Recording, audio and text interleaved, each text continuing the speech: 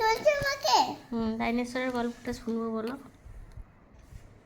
একটা ডাইনোসর তারপরে নিয়ে থপ করে ডাইনোসরটা তোমার জন্মটা তলিয়ে নিতে। বাবালি, তারপর এত বড় ডাইনোসর এ খপ করে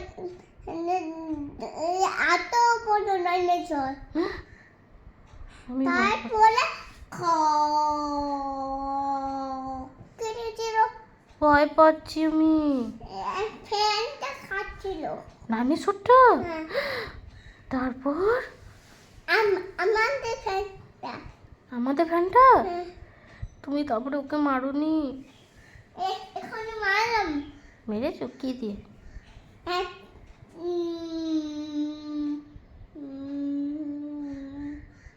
লাঠি দিয়ে।